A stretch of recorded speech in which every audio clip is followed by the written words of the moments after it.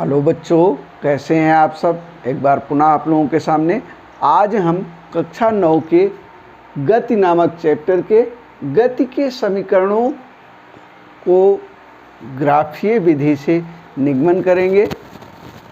पिछले वीडियो में हमने ग्राफ के विषय में जाना था, वेग समय ग्राफ, विस्थापन समय ग्राफ, तो इस सब के विषय में जाना था। आज इनको हम हल करेंगे। इससे पहले बता दें, यदि आप चैनल पर नए हैं तो चैनल को सब्सक्राइब जरूर कर लीजिएगा और बेल आइकन को दबा दीजिएगा, जिससे जो आने वाला वीडियो है आपको तुरंत ही प्राप्त हो। आइए देखते हैं गति के समीकरण। सबसे पहले क्या करते हैं कि ग्राफीय विधि से बनाना है, तो सबसे पहले एक ग्राफ बना लेते हैं।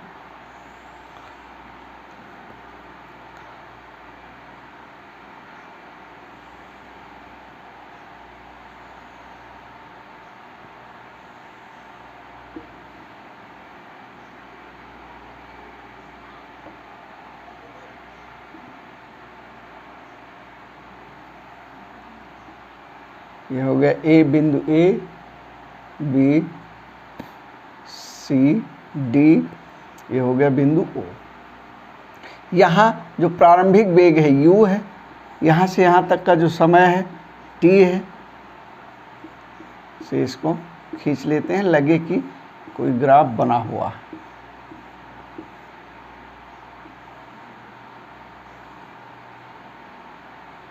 ठीक है, इस तरह से इसको हम खींच लेते हैं।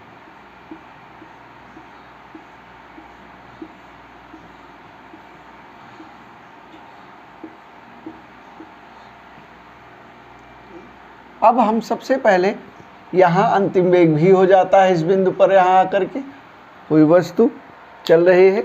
हम जानते हैं कि कोई भी वस्तु हो, यदि वह सरल रेखा में चल रही है तो उसमें वेग परिवर्तन होता है, और वही वेग परिवर्तन क्या कहलाता है? वही वेग परिवर्तन त्वरण कहलाता है। ठीक है, इतना हम लोग जानते हैं, इतना ध्यान में रखिएगा। सबसे पहले ये देखते हैं, माना कोई वस्तु चल रही है, माना कोई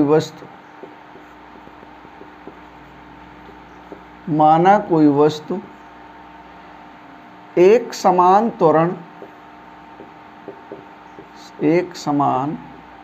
त्वरण स्मॉल a से चलती है। ठीक है, उसका जो प्रारंभिक वेग है, माना उसका प्रारंभिक वेग कितना है? u है और स्मॉल u है, और t समयांतराल में उसका वेग परिवर्तित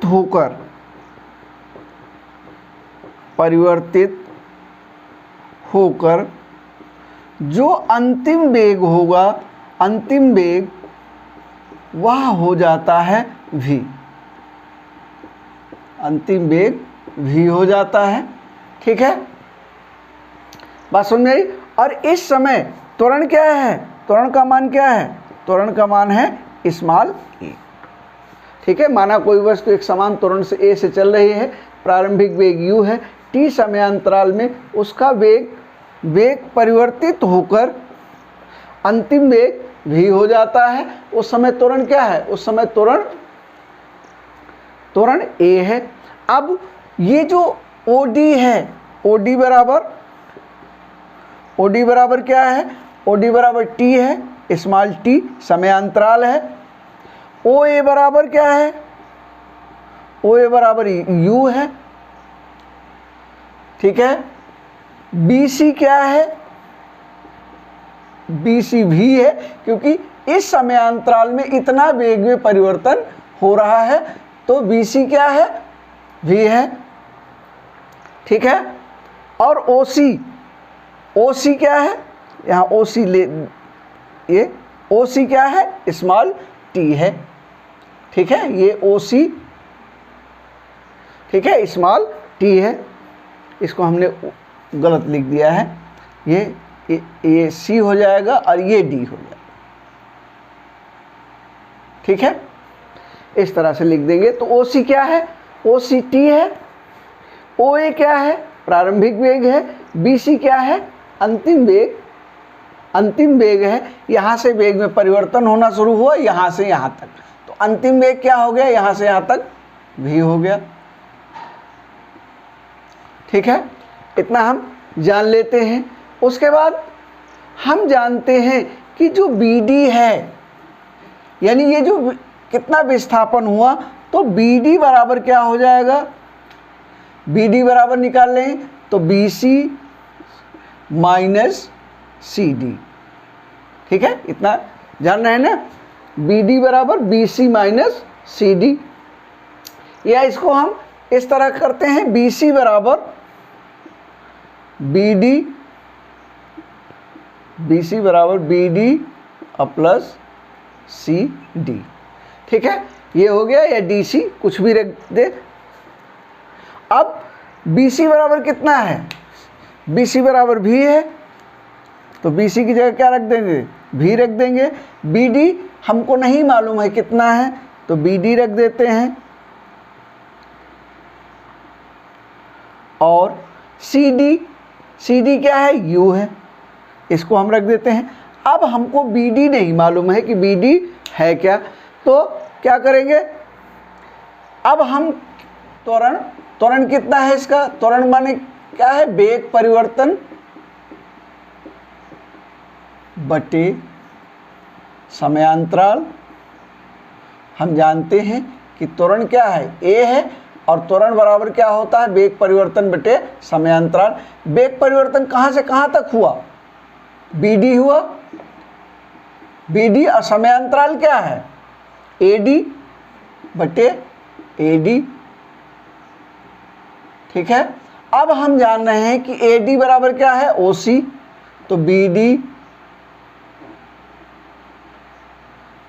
बटे OC। अब त्वरण A से प्रदर्शित किया जाता है, BD ऐसे ही रख देते हैं। OC बराबर क्या है, T है, OC बराबर T है, तो T रख देते हैं, यानी BD बराबर क्या हो जाएगा, A इंटू T।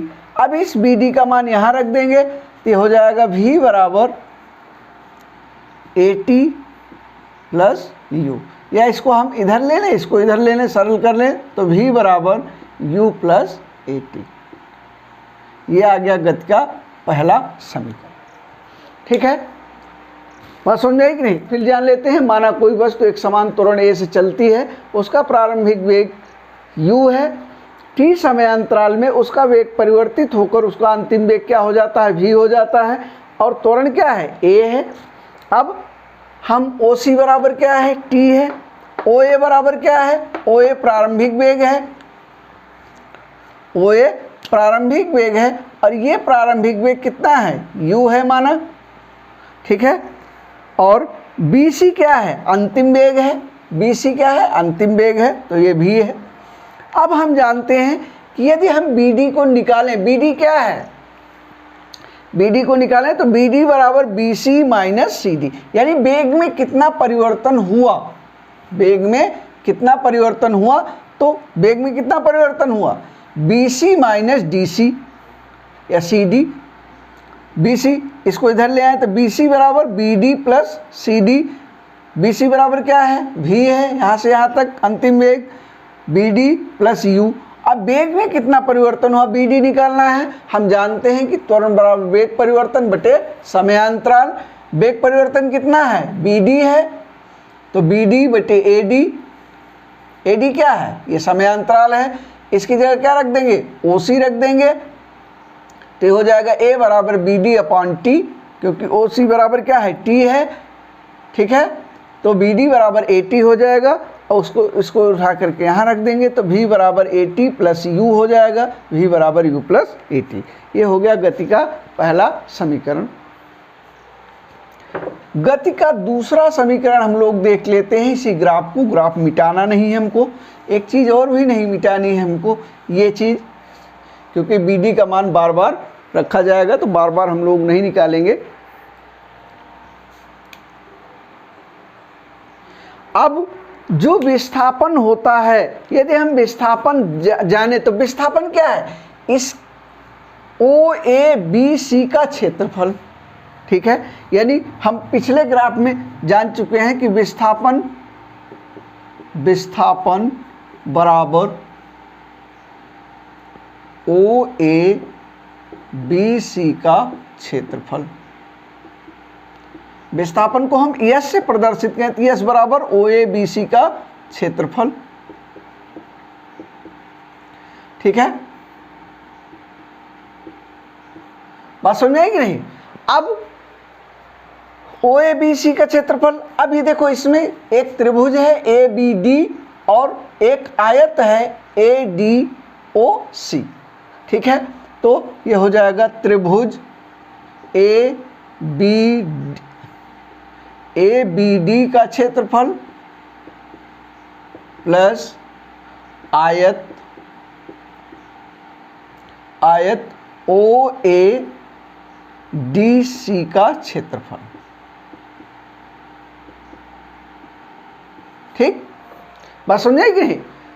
हमने क्या कहा था, विस्थापन क्या होगा, इसके नीचे जो रेखा आएगी उसका पूरे का क्षेत्रफल, यानी ओ ए बी सी का क्षेत्रफल, ओ ए बी सी का क्षेत्रफल। एक इसमें दो हैं, एक त्रिभुज बना हुआ है ए बी डी और एक आयत बना हुआ है ओ ए डी सी। इसका क्षेत्रफल क्या होगा, इसको देख लेते हैं। ये ए बी डी का क्षेत्रफल, त्रिभुज ए बी डी का क्षेत्रफल, तो क्या होगा 1/2 आधार गुणे ऊंचाई, यानी ए डी गुणे बी डी, ए डी गुणे बी डी प्लस हो गया ये आयत ओ ए डी सी का क्षेत्रफल, ओ ए डी सी का क्षेत्रफल, तो ये लंबाई गुणे चौड़ाई। ठीक है, तो ये हो जाएगा डी सी गुणे ओ सी। ठीक है, अब ये हो गया 1/2। ए डी कितना है, ए डी बराबर क्या है O C into B D है plus D C into O सी।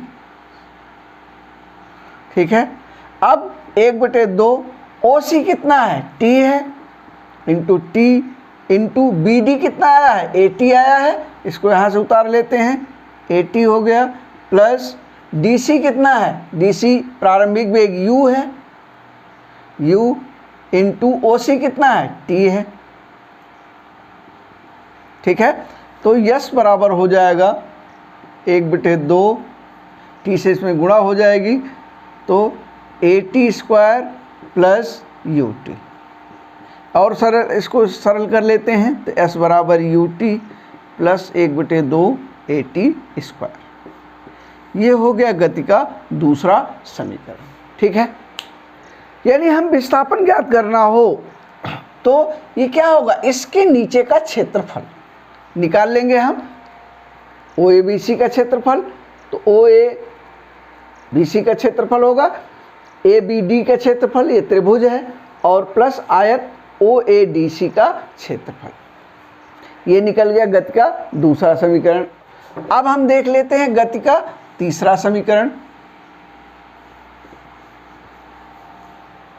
अच्छा, एक चीज और बता दें, जो गति का पहला समीकरण है v बराबर u प्लस ए टी।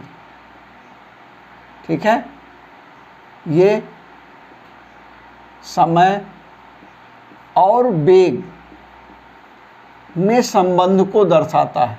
दूसरा समीकरण यस बराबर U T plus half A T square, ये समय और विस्थापन में संबंध को दर्शाता है। ठीक है, अब जो तीसरा समीकरण है v² बराबर u² प्लस 2as, ये अंतिम वेग और विस्थापन को दर्शाता है, में संबंध को दर्शाता है। अब हम तीसरा समीकरण इसको हम हल करेंगे। हम जानते हैं, अभी हमने देखा कि विस्थापन बराबर क्या होगा, विस्थापन बराबर क्या होगा, समलंब OABC का क्षेत्रफल। अब यहाँ हम समलंब इसको बना लेते हैं एक बार, समलंब OABC का क्षेत्रफल। हम जानते हैं कि जो समलंब का क्षेत्रफल होता है वो दोनों भुजाओं का योग अब गुणे क्या होता है,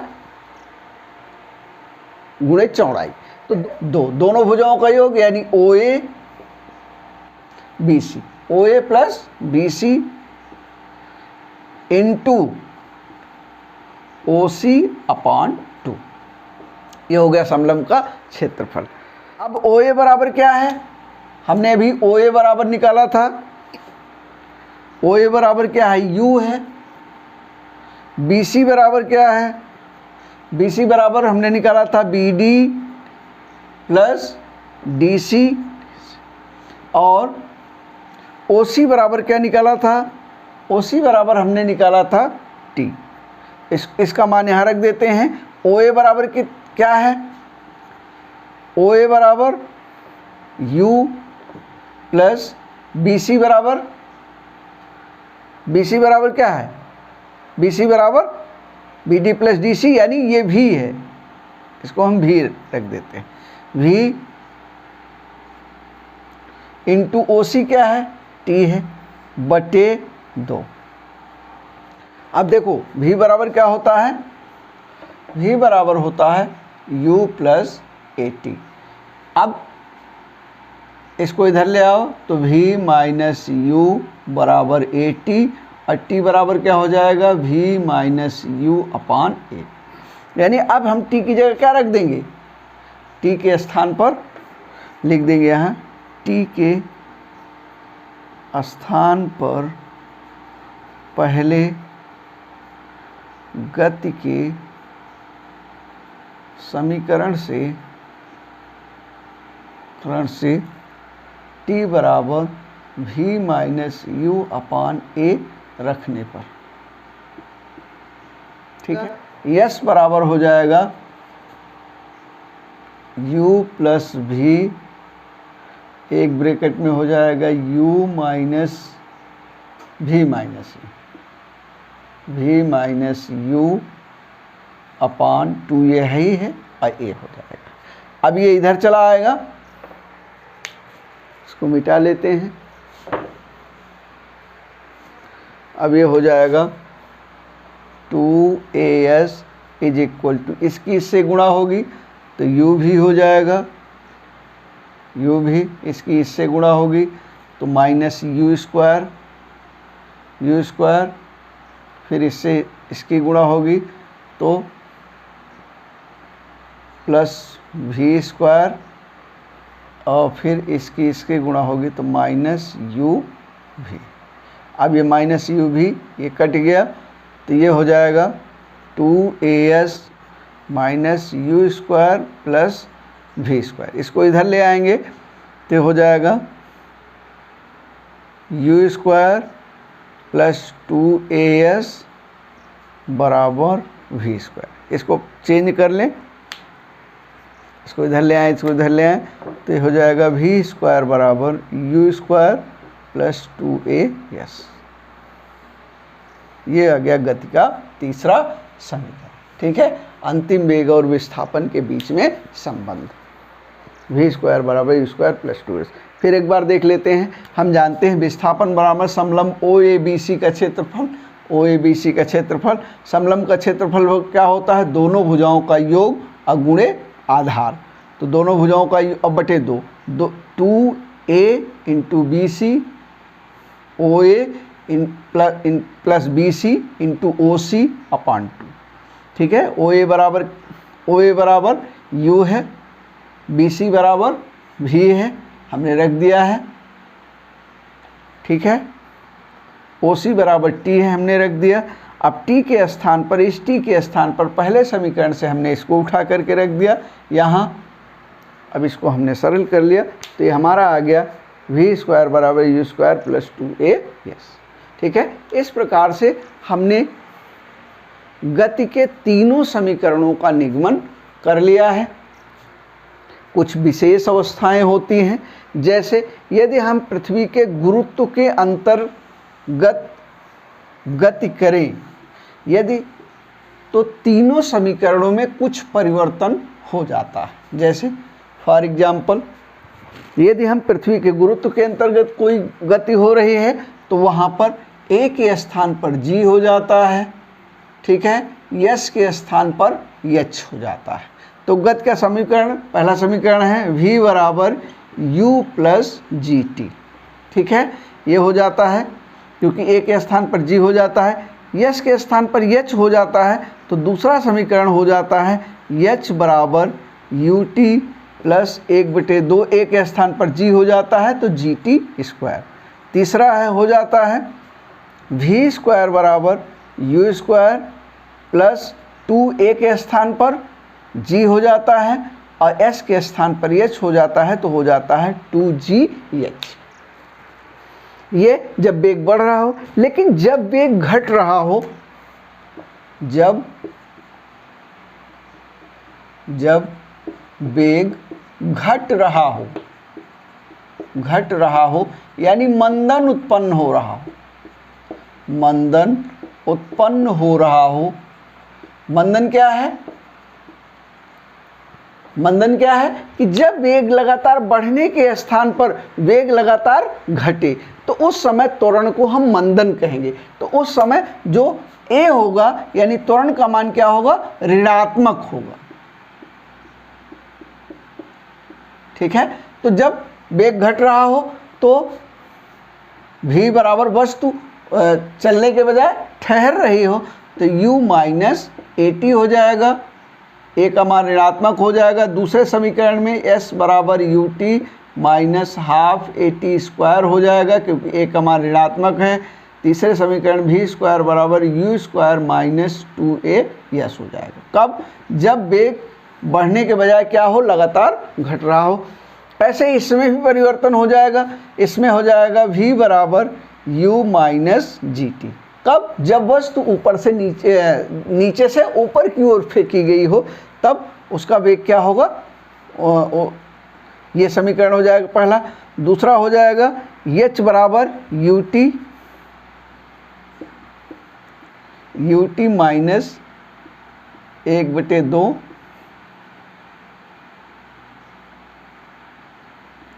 माइनस 1/2 जी टी स्क्वायर। तीसरा हो जाएगा